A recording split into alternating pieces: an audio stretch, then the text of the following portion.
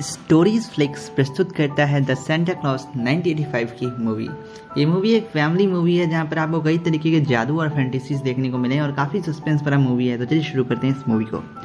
इस कहानी की शुरुआत होती है एक पार्टी के साथ, जहाँ पर दिखाया जाता है इस कहानी के मेन किरदार स्कॉट को। ये उसके ऑफिस में एक पार्टी चल रही होती है और स्कॉट जिस ऑफिस में काम करता है वो एक खिलौने बनाने वाली कंपनी होती है।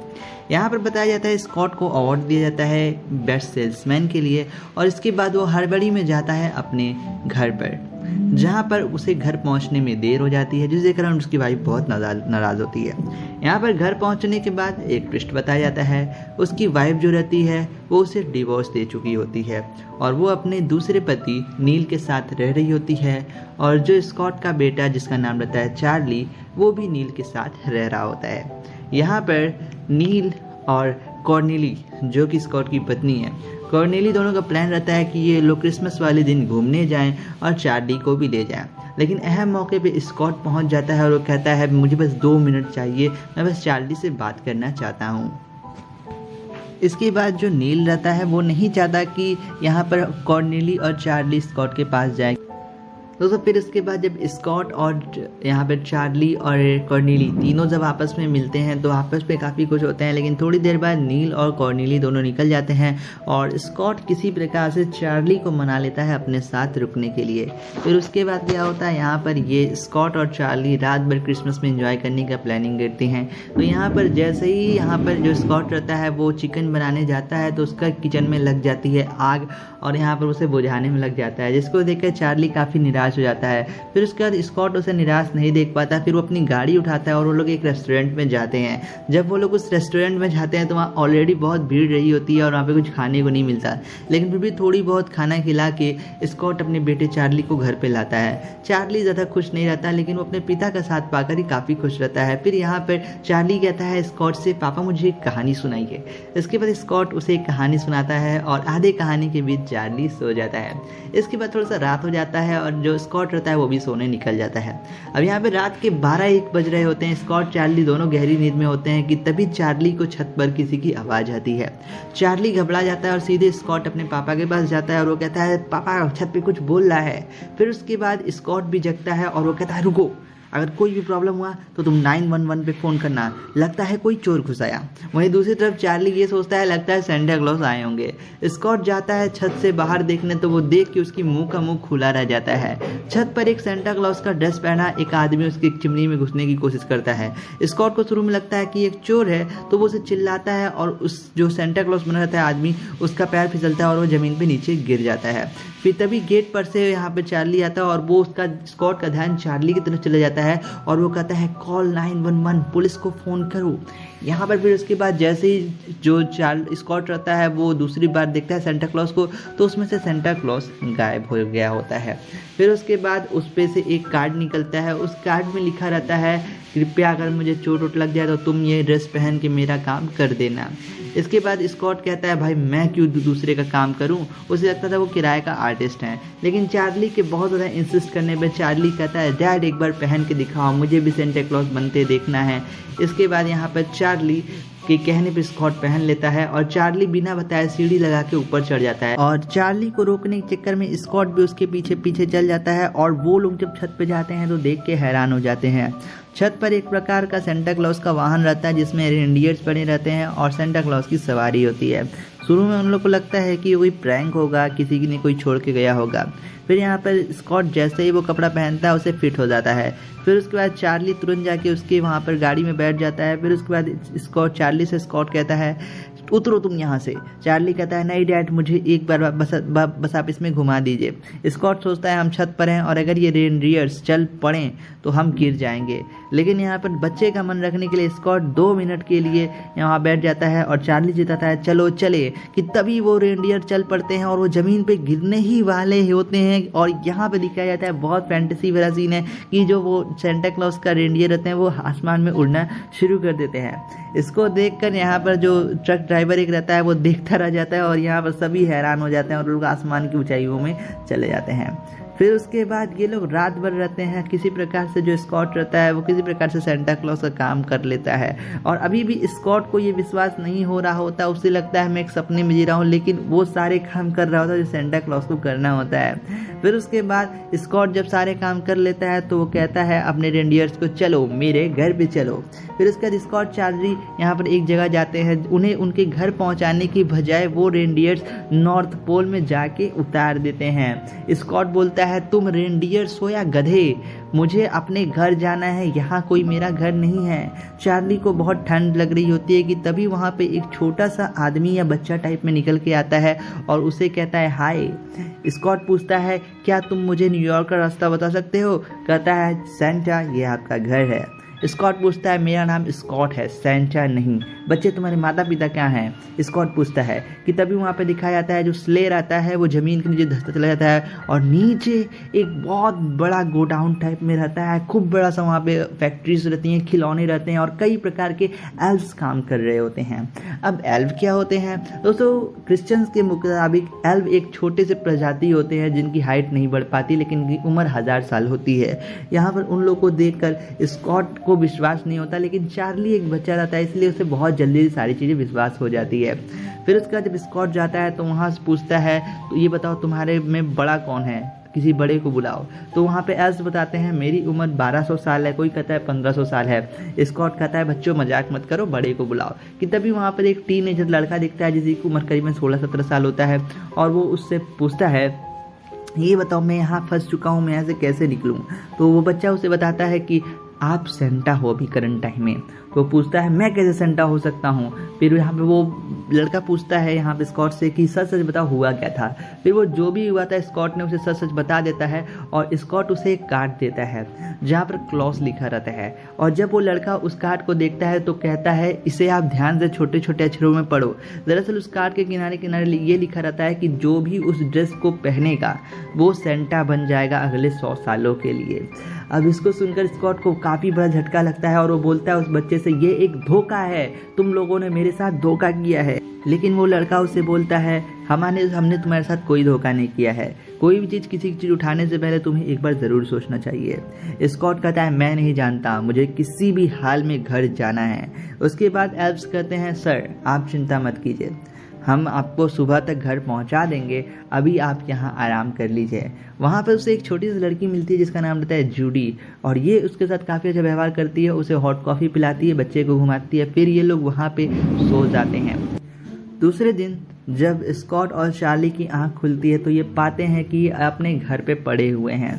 अब स्कॉट जब सुबह सुबह उठता है तो उसे लगता है कि ये एक सपना था, लेकिन स्कॉट देख के ये हैरान हो जाता है कि जो ड्रेस उसे वहाँ पे मिली होती है नॉर्थ पोल में वो उसके शरीर पर है।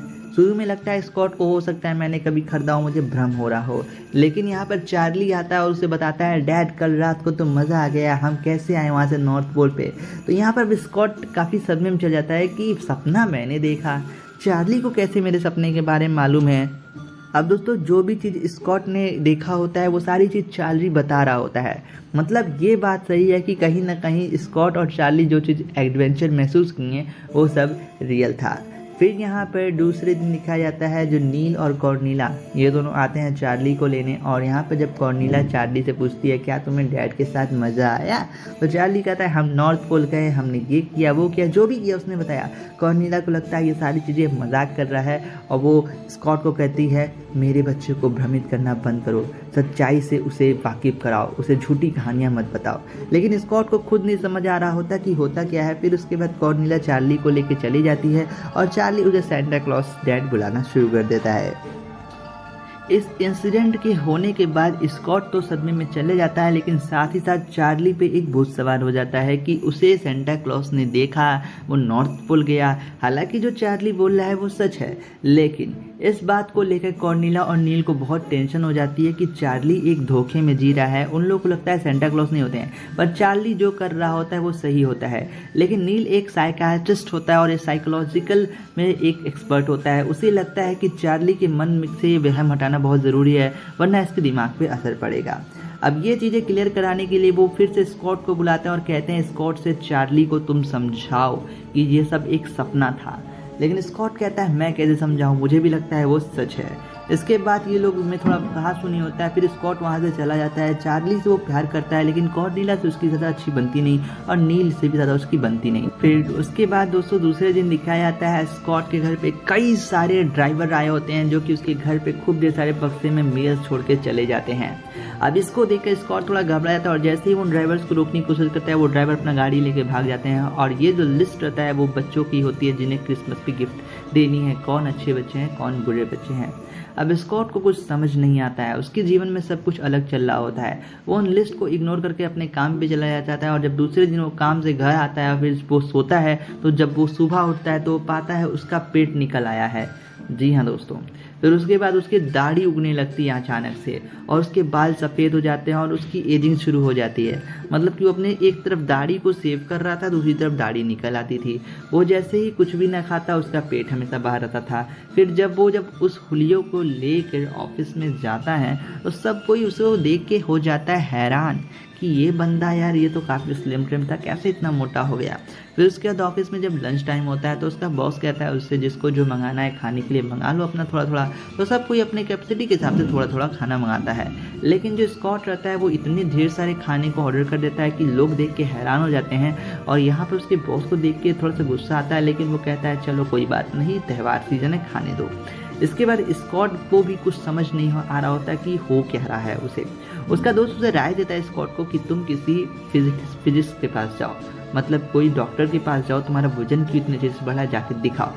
अब जब वहाँ पर डॉक्टर के पास जाता है स्कॉट तो डॉक्टर उसे देख के कहता है तुम्हारी नब्ज बिल्कुल बराबर चल रही है, तुम्हारे शरीर में कोई दिक्कत नहीं है, तुम हमसे भी ज़्यादा हेल्दी हो, पर तुम्हारी उम्र इतनी तेज़ी से क्यों बढ़ रही है ये मुझे भी नहीं समझ आता है। दूसरा डॉक्टर बोलता है हो सकता है तुम्हें हार्मोन्स का प्रॉब्लम हो गया हो, मैं तुम्हें कुछ दवा लिख देता हूँ। स्कॉट पे कोई भी दवा कभी काम नहीं करती और इस तरह समय बीतता जाता है। अब यहाँ पर जो चार्ली रहता है वो उसे सेंटा पे और विश्वास होने लगता है। स्कॉट जो रहता है वो पूरी तरीके से एक सेंटा की गेटअप में आ चुका होता है, मतलब जैसे सेंटा दिखते हैं उसका उस प्रकार से हुलिया हो चुका है। और अब स्कॉट धीरे धीरे ये मान चुका है कि हाँ अब मैं सेंटा हूँ और अपने आप को एक्सेप्ट करना शुरू करता है। और चार्ली एक दिन उसे देखता है तो सेंटा सेंटा कहते हुए आ जाता है उसके पास। अब इसके बाद नील और कॉर्नेलिया को काफ़ी गुस्सा लगता है और वो जाते हैं सीधे जज के पास और बताते हैं कि ऐसी ऐसी बात है। अब जो जज रहता है वो ये फैसला सुनाता है कि जो चार्ली है अब वो स्कॉट से कभी नहीं मिल सकता और जितनी भी देख रेख है वो अब नील और कॉर्नेलिया के हाथ में दे दी जाए। अब ये मोमेंट बहुत ज़्यादा इमोशनल होता है क्योंकि जो स्कॉट रहता है वो अब इस दुनिया में अकेला पड़ चुका है। पहले उसकी पत्नी ने छोड़ा, अब कोर्ट ने उसके बच्चे से भी उसे अलग कर दिया है। स्कॉट काफ़ी ज़्यादा अकेला बीतता हो जाता है, वो अपने बच्चे को छुप छुप के देखता है। काफ़ी इमोशनल वाला सीन है और ऐसे समय बीतता जाता है और आ जाता है दूसरा क्रिसमस, मतलब 23 तारीख का दिन। क्रिसमस से 2 दिन पहले रहता है। अब यहाँ पर जो स्कॉट रहता है वो जाता है अपने बेटे चार्ली से मिलने, ज़बरदस्ती घर में घुस जाता है। नील और कॉर्नेलिया उसके पितात्व को देख के काफ़ी ज़्यादा हैरान होते हैं और वो लोग उसे इंसानियत के नाते उसे से मिलने देते हैं। और स्कॉट कहता है बस मुझे 2 मिनट चाहिए चार्ली से मिलने के लिए। चार्ली कहता है डैड क्या मैं आपके साथ आज फिर चलूँ रात को उस दिन की तरह। स्कॉट उसे मना करना चाहता है लेकिन चार्ली के कहने पर स्कॉट उसे वहाँ से लेके चला जाता है। अब जब कॉर्नेलिया उसे देखने आती है तो पाती है चार्ली वहाँ नहीं है और यहाँ पे नील कॉर्नेलिया समझते हैं कि चार्ली का किडनैप कर लिया है स्कॉट ने और अब वो उसे कभी नहीं मिलेगा। इसके बाद कॉर्नेलिया काफ़ी ज़्यादा उदास हो जाती है। नील और कॉर्नेलिया जाके पुलिस स्टेशन में रिपोर्ट करा देते हैं कि एक पागल आदमी जिसका नाम स्कॉट है वो उसे लेके भाग गया है। दरअसल दुनिया की नज़र में अब स्कॉट एक पागल है जो कि अपने आप को सेंटा समझता है, जिसकी वजह से उसकी काफ़ी दुनिया में कहीं इज्जत नहीं रह गई है। इस एफआईआर होने के बाद स्कॉट के खिलाफ एक एफआईआर होता है और पूरे शहर में स्कॉट के फोटो लगा दी जाती है और स्कॉट को पकड़ने के ऊपर इनाम रखा जाता है और पूरी शहर की पुलिस स्कॉट के पीछे पड़ जाती है। इसके बाद दिखाया जाता है पूरी शहर की पुलिस जानती है कि स्कॉट जो है वो कॉर्नेलिया घर पे ज़रूर एक ना एक बार ज़रूर आएगा या फिर अपने घर पे आएगा। फिर उसके बाद ये सीन कट हो जाता है और जाता है स्कॉट और चार्ली के ऊपर जो कि नॉर्थ पोल में गए होते हैं और नॉर्थ पोल में जो एल्व्स रहते हैं वो कहते हैं सैंटा क्लॉज क्रिसमस आ चुका है, आज आपको गिफ्ट डिलीवरी करने जाना है। और यहाँ पे नई नई टेक्नोलॉजी उन एल्व्स ने बनाई होती है इस साल, जिसको देखकर स्कॉट काफ़ी खुश हो जाता है और अपने आप को सैंटा क्लॉज मान चुका है अब वो। फिर उसके बाद वो जाता है पूरे शहर में डिलीवरी करता है और वहीं सारी पुलिस स्कॉट और चार्ली को ढूंढ भी रही होती है। स्कॉट एज अ सेंटा सबके घर जाता है और सबको गिफ्ट डिलीवर करता है। एक उनमें से जो लेटर रहता है वो चार्ली ने भी लिखा होता है और वो चाहता है कि वो चार्ली के कमरे में जाके वो गिफ्ट धरे। स्कॉट और चार्ली प्लान करते हैं कि अब मैं तुम्हें दूंगा गिफ्ट। लेकिन जैसे ही स्कॉट चार्ली के घर पे जाता है तो वहाँ पर पुलिस की घेराबंदी होती है और यहाँ पे स्कॉट पकड़ा जाता है और चार्ली भी मिल जाता है। चार्ली को देख के कॉर्नेलिया और नील बहुत खुश होते हैं, लेकिन चार्ली अपने पिता से बिछड़ने से बहुत ज़्यादा उदास होता है।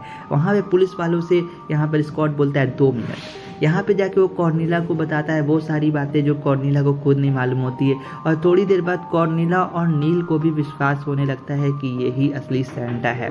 फिर थोड़ी देर बाद क्या है, स्कॉट को जेल में रख दिया जाता है और स्कॉट से कोई बात नहीं हो पाती। यहाँ पर चार्ली अपने घर चला जाता है। फिर ये बात नॉर्थ पोल में जाके मालूम चलती है तो वहाँ फिर एल्व्स की एक फोर्स रहती है जो कि सेंटा की मुसीबत में होने पर उनकी मदद करेगी। वहाँ से एल्व्स जो रहते हैं छोटे छोटे, काफ़ी फैंटेसी वाली मूवी है, तो यहाँ पे एल्व्स जो छोटे छोटे रहते हैं वो आसमान में उड़ के जाते हैं चार्ली के पास, चार्ली को लेके वहाँ से जाते हैं। फिर वो लोग एक पुलिस स्टेशन में जाते हैं, वहाँ से सेंटा को आज़ाद कराते हैं। फिर उसके बाद ये लोग गिफ्ट बांटने निकल चलते हैं।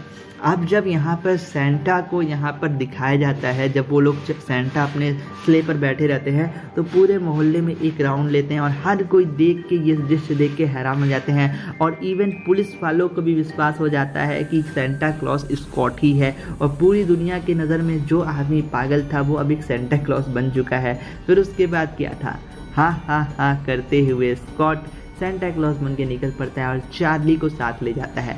फिर उसके बाद वो जब सुबह का टाइम होता है तो चार्ली को वो अपने घर पे छोड़ देता है और नील और कॉर्नेलिया उससे माफ़ी मांगते हैं कि उसे बुरा भला कहने के लिए, उसे गलत समझने के लिए। स्कॉट की इसके बाद ज़िंदगी वही होती है जो एक सेंटा क्लॉज की होती है, वो 100 सालों के लिए अब सेंटा क्लॉज है और चार्ली का जो यहाँ पे ज़िंदगी है वो वहाँ ख़त्म हो जाती है। ये मूवी 1985 में रिलीज़ हुई थी। एक काफ़ी एडवेंचर कॉमेडी फैंटेसी टाइप की मूवी है। इस मूवी में बहुत से ऐसे कॉमेडी सीन्स भी है जिसको हम इस स्टोरी एक्सप्लेनेशन में नहीं एक्सप्लेन कर सकते हैं। तो इस मूवी को देखने के लिए आप डाउनलोड भी कर सकते हैं। आपको ये मूवी कहानी कैसी लगी कमेंट बॉक्स में ज़रूर बताएं और भी ऐसी मूवीज़ को देखने के लिए सब्सक्राइब करिए हमारा चैनल स्टोरी फ्लिक्स को। Thanks for watching.